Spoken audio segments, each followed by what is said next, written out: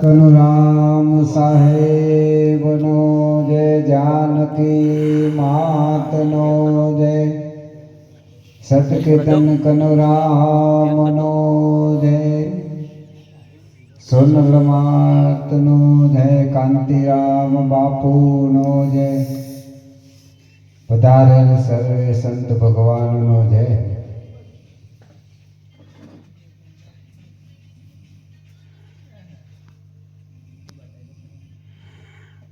આપણે સૌ પ્રથમ સદગુરુનો આભાર માની બાદમાં જે ઘરે આપણે પધાર્યા છીએ, જે નિમિત્તે, બાનું નામ શું?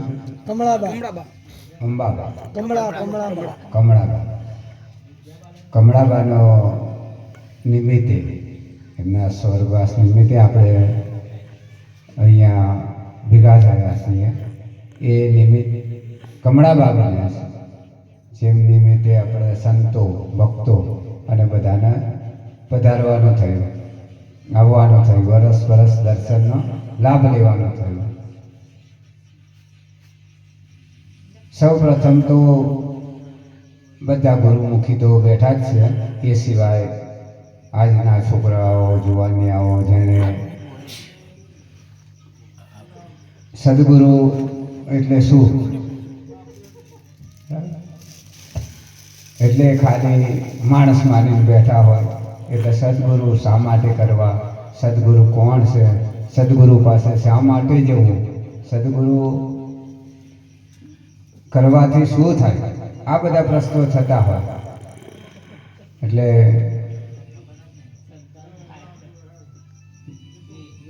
આ માનવ જીવન આપણને મળ્યું છે, આ મનુષ્ય દેહ મળ્યો છે.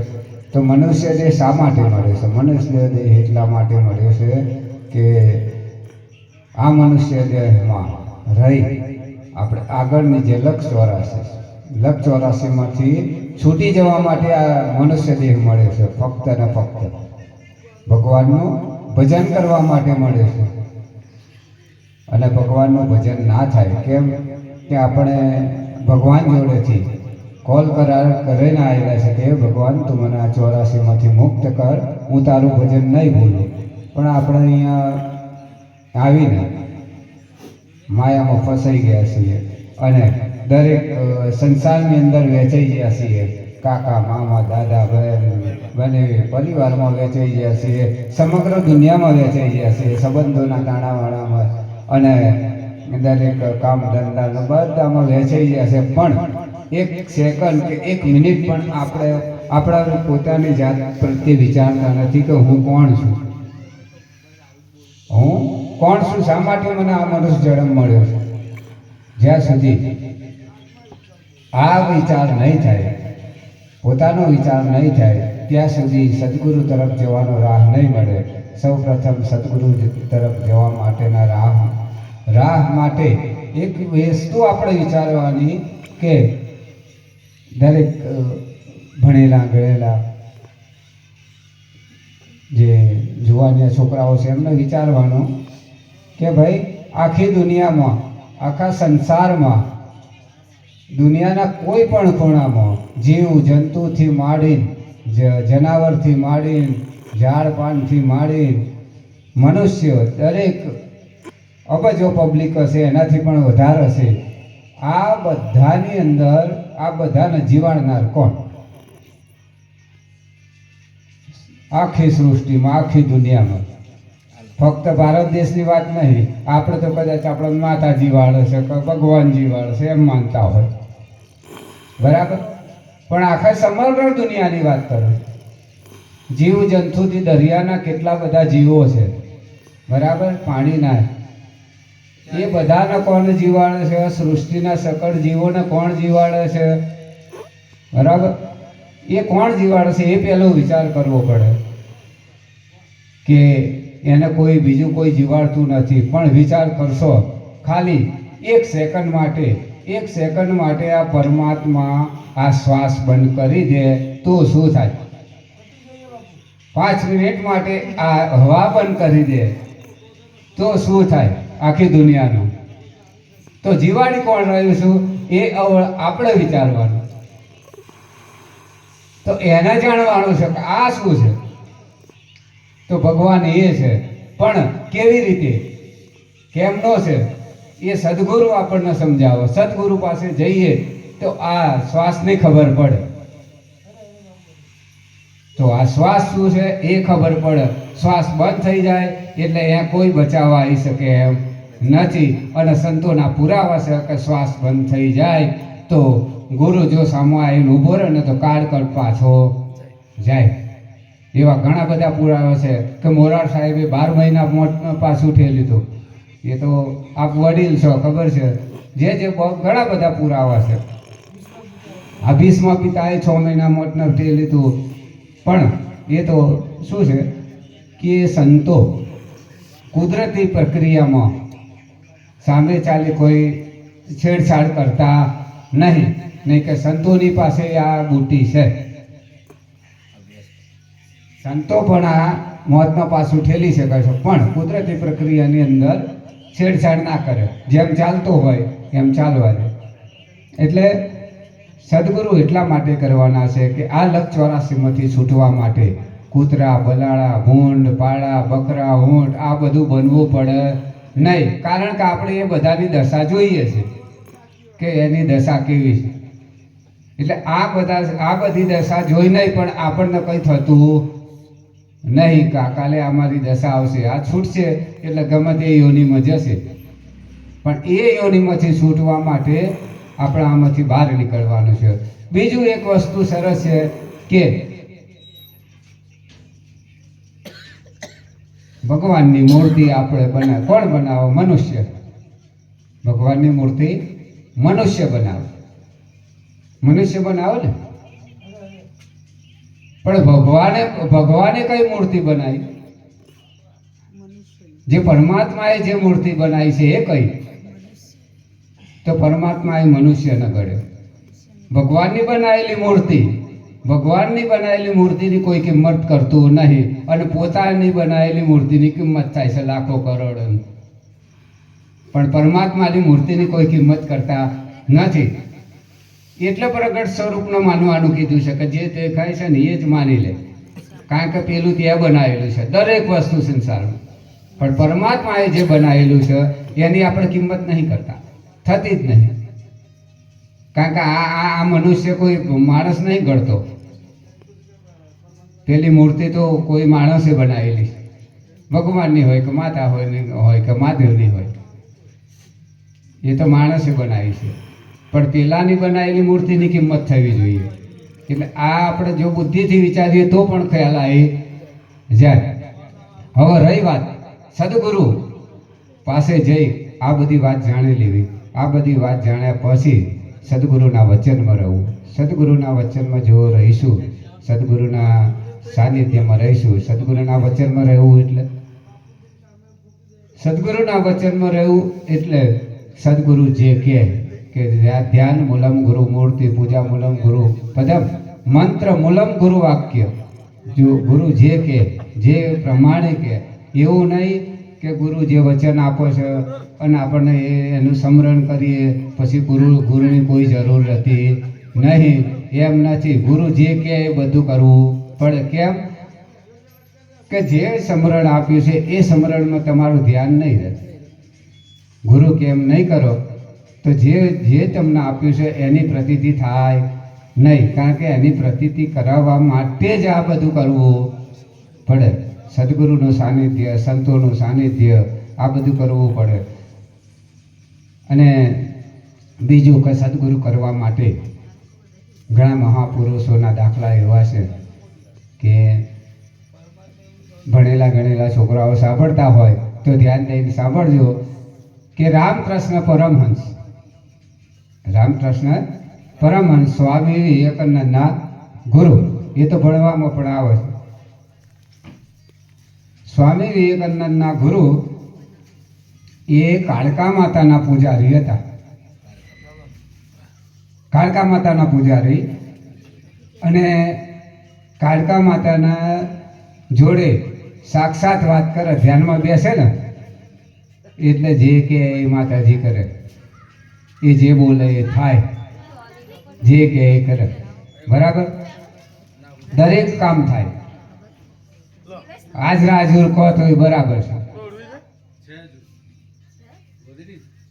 રામકૃષ્ણ પરમહંસની વાત છે.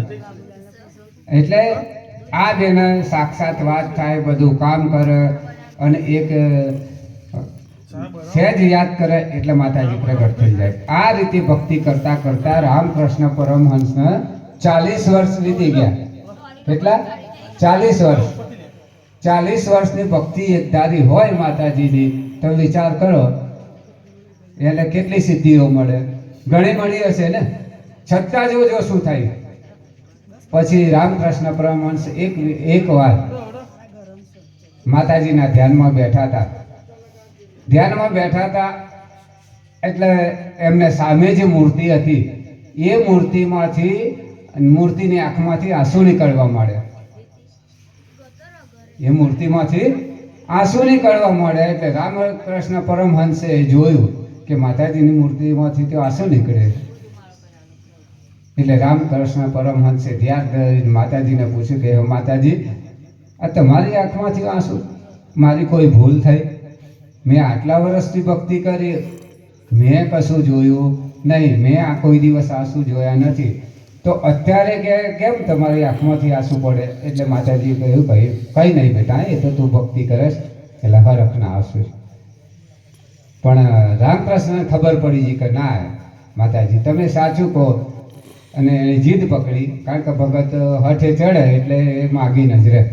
એટલે એણે હઠ પકડી માતાજીને કે તમે મને નહીં કહો તો હું આ ભક્તિ, મારી અત્યાર સુધીની ભક્તિ છે ફોક જશે. તો કે માતાજી કે બેટા એવું નહીં, મારી આંખમાંથી આંસુ એટલા માટે પડ્યા છે, મારી આંખમાંથી આંસુ એટલા માટે પડ્યા છે કે 40 વર્ષ સુધી તે મારી ભક્તિ કરી. તકે હા, મેં તને જે કીધું કે જે માગી મેં તને આપ્યું, ત્યારે કે હા, મને કોઈ વાતે ખોટ બાકી રાખી નહીં. તો કે બેટા સાંભળ, આંસુ એટલા માટે આવ્યા છે કે બેટા હું તને બધું આપી શકીશ પણ હું તને મુક્તિ નહીં આપી શકું. એટલા માટે મારી આંખમાંથી આંસુ કે તું અમારી આટલી બધી ભક્તિ કરી છે 40 વર્ષ અને તું મારા દેખતા 84માં જા, એ મને મંજૂર નહીં. તું મારા દેખતા 84માં જા એ મને કે મંજૂર નહીં. એવું માતાજી કહે છે. સાક્ષાત ઇતિહાસ તમે જોઈ લેજો સ્વામી વિવેકાનંદના ગુરુ રામકૃષ્ણ પરમહંસનો. એ માતાજીએ કીધું કે એટલે બેટા તારી મુક્તિ માટે તું બેટા મારું કહ્યું માન અને તું અહીંથી દક્ષિણ દિશામાં જા, ત્યાં તને તોતાપુરી નામના સદગુરુ મળશે, મહારાજ મળશે. એ તને તારા સદગુરુ થશે અને તને આ મોક્ષ મુક્તિ અપાવશે. બેટા મોક્ષ મુક્તિ મારા હાથમાં નથી અને તું સદગુરુ પાસે જા અને સદગુરુ કરી લે. એટલે તમે વિચાર કરો, જો માતાજી પણ શાખ પૂરતા હોય કે આ લખ 84માંથી છૂટવા માટે સદગુરુ કરવા પડે એટલે આ એટલા માટે કીધું કે દરેકને ખબર પડે, કારણ કે આ ઇતિહાસનો કિસ્સો છે. અને સ્વામી વિવેકાનંદ એટલે ફોરેનની અંદર જે સત્સંગ કરતા હતા એમના ગુરુ રામકૃષ્ણ પરમહંસ, એટલે એ તો જગ જાહેર કિસ્સો છે. એટલે આ થયા પછી રામકૃષ્ણ પરમહંસ ત્યાં ગયા અને તોતાપુરી નામના મહારાજને મળ્યા અને ત્યાં એમણે સદગુરુ કર્યા. પછી એમનું જીવન આખું બદલાઈ જયું. અત્યારે રામકૃષ્ણ પરમહંસ એક મહાન સંત તરીકે પૂજાય છે. એટલે કે કહેવાનો મતલબ કે દરેક જીવને સદગુરુ તો કરવા પડશે, આજ નહીં કાલ નહીં, જન્મ પછી પણ સદગુરુ તો એની જોડે જ છે, એને ખબર નહીં. કૃષ્ણએ અર્જુનને કહ્યું કે હે અર્જુન, હું ને તું આદિ અનાદિથી જોડે જ છીએ, પણ તને ખબર નહીં અને મને ખબર છે. એટલે દરેક જીવની પાછળ ગુરુ તો છે જ, પણ જ્યારે જીવ ગુરુના શરણે થઈ જશે તારે એની મુક્તિ થશે. ભલે જોડે હોય પણ શરણે ના થાય ને ત્યાં હજી મુક્તિ ના થાય. જોડે તો છે જ આદિ અનાદિથી દરેક. એટલે સદગુરુના શરણે જવું અને સદગુરુ પાસે જઈ અને પૂર્ણ ભાવથી પ્રેમથી સદગુરુ પ્રત્યે 3 વસ્તુ ફરજિયાત થવી જોઈએ કે ત્યાગ, બલિદાન અને સમર્પણ. ત્યાગ બલિદાન ને સમર્પણથી સદગુરુ સેવેલા નહીં હોય તો એનું કોઈ ફળ મળે નહીં. એનું કોઈ ફળ નહીં. એ પુરાવા છે કે દાસી જીવન કેટલી બધી રીતે સમર્પણ થઈ ગયું. એવો આટલા બધા મહાપુરુષોની અંદર જેને દાસીનું પદ મળ્યું હોય તો ખાલી જીવન એકલા. કે જે દાસે હમણાં કીધું કે છાયાજીને કહેજો કે આટલી મારી વિનંતી, એ કેટલી વિરહ વેદનાથી એણે કહ્યું છે કે જઈને કહેજો દાસી તાણો સંદેશ, મારો સંદેશો કહેજો કે મારા સદગુરુને, કે તમારા દેશમાં દેશ એમનો દેશ એટલે સદગુરુનો. મને એ જે દેશમાં ઊભા રહીને વાત કરે છે એ દેશમાં પહોંચ્યા છે ત્યાં મને લઈ જાય. એટલે કહેવાનો મતલબ હજુ આ જયા નહીં, જાણ્યું છે. હજુ શિષ્યએ જાણ્યું છે ગુરુના દેશમાં જયા નથી. ગુરુના દેશમાં તો જ્યારે ગુરુ જેવા બનશે ને તારે જશે. ગુરુ જેવા બને તારા ગુરુના દેશમાં જાય કે મુझे पाना है भाव रे तो छोड़ सकल की आस, આ મુझ जैसा बन जा तो सब सुख तेरे पास. પણ બને તો, જ્યાં સુધી ના બને ત્યાં સુધી અધાર. એમ કે હમણાં ગિરીશભાઈ આપણે વાત કરી, મસ્ત વાત કરી કે આટલો જન્મ સુધારો ગુરુજી મારા, કે આટલો જન્મ સુધારો. પણ જીવ સુધરે તો સુધારે, જીવ સુધારવા જાય તો સુધારે. અને સુધારવું એટલે એને ઠીકઠાક કરવું. જે આડું અવરું વસ્તુ હોય ને સુધારવામાં નહીં કહેતા આના સુધારી લેવું, એમ આ જીવ આડો અવરો છે તો એને સુધારવા માટે સદગુરુની જરૂર છે. અને સદગુરુ પાસે જઈ જીવ વિનંતી કરી છે. પણ જીવ ત્યાં ઘડાવા માટે હાજર થવો જોઈએ. વસ્તુ ઘડાવા માટે જાય, સોની પાસે વસ્તુ ઘડાતી હોય બરાબર તો એનું ગાંઠ ઘડાય. સોનાલી લગડી હોય ત્યાં સુધી જીવ છે, આખે આખી છે તો સુધી જીવ છે, આખે આખો. પણ જો એને ઘડાવવું હોય, કારણ કે કોઈનું ઘરેણું બનવા માટે ઘડાવવાની જરૂર છે. એમ જો ઘરેણું બનવું હોય સદગુરુના અંશનું, સદગુરુનું ઘરેણું બનવું હોય તો ત્યાં ઘડાવવાની જરૂર છે. તમે સદગુરુના પરમાત્માના અંશ છો, પરમાત્માના અંશ છો એટલે તમારા એ અંશને સદગુરુમાં થી જ્યાં છૂટા પડ્યા છે ત્યાં સમાવવાની જરૂર છે. અને સદગુરુમાં પરમાત્માની અંદર સમાવવાની એક રીત પડેલી છે. જો સદગુરુમાં સમાયા એટલે તમે પરમાત્મામાં સમાયા. કેમ કે દરેક સંતોએ કીધું છે, દરેક જણે કીધું છે કે મારું પ્રગટ સ્વરૂપ જોવું હોય ને તો સંતો છે, સદગુરુ છે. કૃષ્ણ ભગવાને કીધું અર્જુને છેલ્લે કૃષ્ણ ભગવાનને જ્યારે ધરતી પરથી વિદાય લેવાની હતી ત્યારે કીધું કે હે ભગવાન જોજો, હા મેં પ્રગટ છે એને જે કૃષ્ણ અર્જુને માર્યા હતા, બીજું કોઈ માનતો નહોતો. છેલ્લી જ્યારે ગીતા જ્ઞાન થયું પછીની વાત છે. કીધું કે ભગવાન હવે તમે આ ધરતી પરથી વિદાય લઈ રહ્યા છો તો હવે હું તમને કઈ જગ્યાએ જોઈશ? મારા તમને જોવા હોય તો હું કઈ જગ્યાએ જોઈશ? તો કૃષ્ણ એમ ના કે મારી મૂર્તિ બનાવી દેજે અને એની અંદર રહીશ, તું મને ફોટામાં જોજે એની અંદર રહીશ.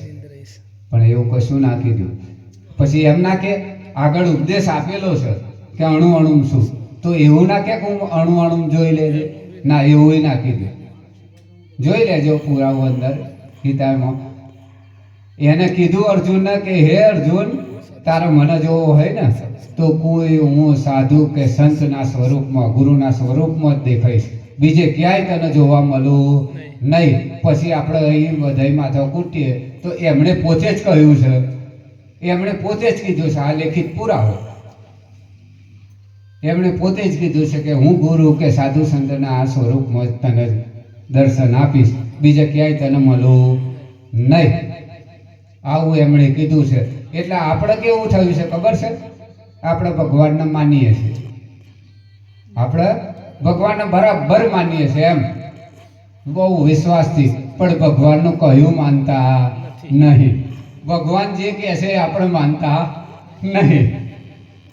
કારણ કે કૃષ્ણ ભગવાન પોતે કહે છે, હે દરેક રામદેવ પીર મહારાજે કીધું કે એ ભરજે એ કે હરજી ભક્તિ કરો તો હરજી અગમ્ય જ જાણો કે બરાબર અનુ કહું એ વચનમાં હેડ તું તારી મરજીથી ના હેડીશ હે એટલે એકવાર એક થોડુંક હસવું આવે એ થોડી વાત કરેલી એટલે બધા થોડા એ થાય કે ભાઈ એક ગુરુ પાસે એક શિષ્ય ગયો સત્સંગ કરતા હતા સત્સંગ કરતા કરતા મોડી રાત થઈ ગઈ મોડી રાત થઈ ને એટલે એ શિષ્યને એમના ગુરુએ કીધું જીતુ બાપુ કે બેટા રોકાઈ જા ને કે આટલું મોડી રાત થઈ છે તું ક્યાં જઈશ એટલે કે પણ બાપુ ઘેર નહીં ચાલે એવું હરવારમાં જઈને મારે આમ કરવાનું છે તેમ કરવાનું છે બાના કાઢવા માડે વાત સાચી હતી પણ સદગુરુની આગળ સંસારની તમામ વાત ખોટી સંસારનું કોઈ પણ બાનું સદગુરુ આગળ ચાલે નહીં એને વાત તો સાચી જ હતી કે મારા આમ છે તેમ છે મારા ઘેર છે ને સવારે વહેલો જવાનું છે ને એટલે ગુરુ કહે બેટા રોકાઈ જાય તો બધું થશે ત્યાં સુધી તો ગુરુ કહે છે પણ પેલો રોકાતો નહીં અને હારું બહાર નીકળ્યો અને થોડોક આગળ ગયો અને ગધાડું ભૂખ્યું હા મેં ગધાડું ભૂખ્યું તે પેલા નકસુકન છે પાછો આવ્યો તો બેટા ચમ આવ્યો તે કે બાપજી નહીં જવું કે હુઈ જવું છું જો વિચાર કરો થોડી વાર પહેલા ગુરુ નતા કે એટલે ત્યાં બીજા હાબરદાર હતા એ શું કીધું કે સાલે કે ગધે કી સુનતા है गुरु की नहीं सुनता આપણે એમ થયું છે હા આપણે ઠોકર વાગે ને તો ખબર પડે પણ ગુરુ કે એ માનતા નહીં દરેક રિએક્શન જાણ હું પોતે આવી ગયો બધા આવી ગયા આપણે ઘરે એવું બનેલું છે ગુરુની વાત અમુક વખતે નહીં માનવી ત્યાં ઠોકર વાગેલી એટલે કહેવાનો મતલબ કે ગુરુ એ 14 લોકનો અધિપતિ છે 14 લોકનો નાથ છે કે 14 લોક કા નાથ તું ही वचन रणुकार है कनुराम बापू के कनुराम चरण रज तेरे कर दिया बेड़ा पार पर रज बने तो पाड़ बने नहीं पाड़ तूटे ना कोई दिवस पाड़ तूटे नहीं અથોડા લઈને પરિવાર હતો બરાબર પણ રજ હોય ને રજ બની જાય ને એ માથે ચડે જે રજ બની જાય એ माथे चढ़े कनुराम कंगाल हो गया केवल सत आधार हो हम सोहम को सिद्ध किया निज नाम में एकता आ बे सिद्ध कर निज नाम में एकतार થઈ જાય હે એ આ કનુરામ બાપુ કરી જે છે મારા સદગુરુ જેના વખાણ કરતા જેને જોતા એની મૂર્તિ જોતા આંખો થાકતી નહીં હે 24 કલાક ત્યાંની ત્યાં સુરતા હોય એમ 24 કલાક જો ગુરુમાં જેની સુરતા રહી જેની 24 કલાક ગુરુમાં સુરતા રહે એ મોતી થાય નહીં તો પથરો કે ગુરુ કરતી હે ચંદ્रमा शिष्य नैन चकोर आठो पोर निरखत रहूं गुरु मूर्ति की ओर હવે પેલું ચકોર પક્ષી 24 કલાક પૂનમ આવે ને એ છે 24 કલાક ઉપર ને ઉપર જોઈ રહે 24 કલાક ઉપર ને ઉપર જોઈ રહે કેમ જોઈ રહે છે કે ક્યારે એમાંથી બૂંદ પડે અને હું પકડી લઉં આ જિજ્ઞાસા શિષ્યની છે નહીં હોવી જોઈએ આ ઉપરથી ક્યારે બૂંદ પડે અને હું પકડી લઉં અને જે બૂંદ પડે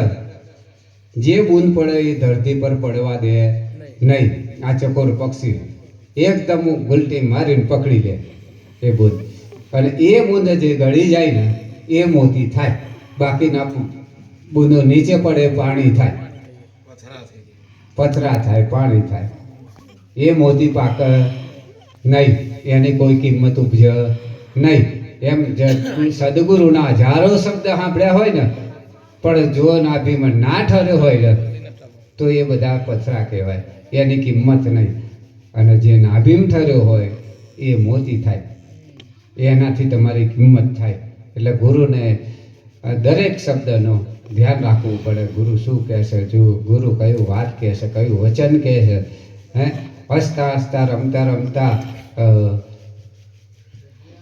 જેસલથી બોલી જવાય છે જેસલથી બોલી જવાય છે કે આ તોરલ જેવા જો ગુરુ મળ્યા હોય ને કે તો કે 3.5 દિવસ પહેલા મોતને ભાગવું પડે. તે તોરલ કે જોજે હો તું બોલસ કે તું બોલસ એટલે આપણને કહ્યું પહેલાનું બોલેલું યાદ નહીં રહેતું. ગુરુ પ્રત્યે બોલેલું ખરા ટાઈમે ભૂલવાડ દે કે જન્મે તારો શું બોલી બોલતો હતો ને આટલી હાજની બોલીમાં ઘણો ફેર છે. હે પછી પેલા પગો અલ્લાહ જેવું થાય કે वो तो मैं ફોસલાતી હું આપ જેટલી રોટી હે वो तो કે मैं ફોસલાતી હું. એક મોગળી ભાઈ હતા, ડોશીમાં હતા, એટલે એનો છોકરો બીમાર પડ્યો ને એટલે એને એના હભરતે બાધા રાખે કે हे अल्लाह ताला, हे खुदा ताला, मेरा लड़का अच्छा हो जाए ना तो तुझे आप जैसी रोटी खिलाऊंगी. और પેલો છોકરો હાબ્ર પડ્યો મોદો શું કે अम्मी आप जैसी रोटी तो खिलाएगी लेकिन तवा कहाँ से लाएगी. पर આ તવો ક્યાંથી લાવીશ કે તો એની મમ્મી શું બોલી ખબર છે, बेटा चुप हो जा, वो तो मैं फौसलाती हूँ. એટલે ખબર ફોલાવું છું. જો આ રીતે ફોલાવાની ભક્તિ થતી હોય તો ના કરતા. જેમ બોલ્યા છો એમ ઉભા રહો, જેમ કહે ગુરુ કહે છે એમ ઉભા રહો. જો તમારું એક પણ કાર્ય અટકે ને તો તમારું ખાહડું મારું મોં. પણ જેમ કીધું છે એમ ઉભા રહો, રજે રજ. એક રતિ ભાર સંશય રહેવા ને તો ફીર 84 પાવે. રતિ ભાર ના રહેવું જોઈએ. રતિ ભાર સંશય રહેશે તો 84. એમ આ તોરલમાં જ્યારે જેસલે જ્યારે કીધું કે તોરલ જેવા ગુરુ મળી જાય, રૂપાદે માલદેને સામે કીધું પા સાક્ષીમાં જીતુ બાપુ બોલો સાહેબ, સાક્ષીમાં કીધું સંતો રાહો પડતે કીધું આ ભાઈનો એકદમ આવેશ આવી ગયો ઉભરો આવી ગયો કે 3.5 દાડા પહેલા કે મોતને પાકવું પડે કે. એટલે હવે આની જે જોવો તો ખરા કે ચમનો મોતના પાકળ. એટલે સમય એવો આવ્યો કે એમના સદગુરુ ઉગમસિંહ બાપાએ વાય કાઢ્યો તોરણને કે બેટા સજોડે તમારે આવવાનું છે. હવે સજોડે આવવાનું છે એમ કીધું. બીજી એક માન્યતા છે કે ભાઈ તોરલ છે ને એ સદગુરુ જેસલના ઘરેથી હતા, પણ ખોટી. અહીં એનો પુરાવો મળે છે, જે દ્રષ્ટાંત કહું છું એ પુરાવો મળે છે કે ત્યાં ઉગમસિંહ દાદાએ કીધું કે તોરલને કે તમારા સજોડે ભજનમાં આવવાનું છે. હવે જો સજોડે હોત તો જેસલને ના લઈ જાત, જો એની પત્ની હોત લઈ જાત ને, પણ એને ના લઈ જાય, સાસત્યાને લઈને જાય, સાસત્યાજીને લઈ જાય. પણ આ ખરેખર ગુરુ શિષ્ય હતા. જે એ જ હોત તો એમને લઈને જાત ને સજોડે, પણ સાસત્યાજીને લઈને ગયા. એ સમયે આ તો ગુરુનો ખેલ છે. એ સમયે આ જેસલથી વીર સહન થયો નહીં. પેલું બોલેલા લીધે આગળ બોલ્યા હતા ખાડા 3 દાડા પહેલા મોતને ભાગવું પડે. જીતુ બાપુ ખાડા 3 દાડા મોતનો ભેગો એ આ ગુરુ ખેલલા. એટલે પેલા આમ જ્યાં આમનાથી વીર સહન થયો નહીં અને આપણે તો સમાધિ લઈ લીધી બધાની હાજરીમાં પાછી. તમે વિચાર કરવા, ગુરુના શબ્દથી, ગુરુની વાતથી, ગુરુના વચનથી તમે સમાધિ લઈ લો. તેથી શું થયું? તો એ સમાધિ ખોટી પાડી. ગુરુનું વચન જ્યાં સુધી નહીં પડાય ત્યાં સુધી સમાધિ લેશો તોય તમારે બહાર આવવું પડશે. એટલે જેસલને સમાધિ લઈ લીધી ને જ્યારે ખબર પડી તોરલને, જ્યારે બધા આવ્યા ત્યારે તોરલે અને વાત લાંબી છે પણ ટૂંકમાં પતાવીએ. તોરલે કીધું કે જાડેજા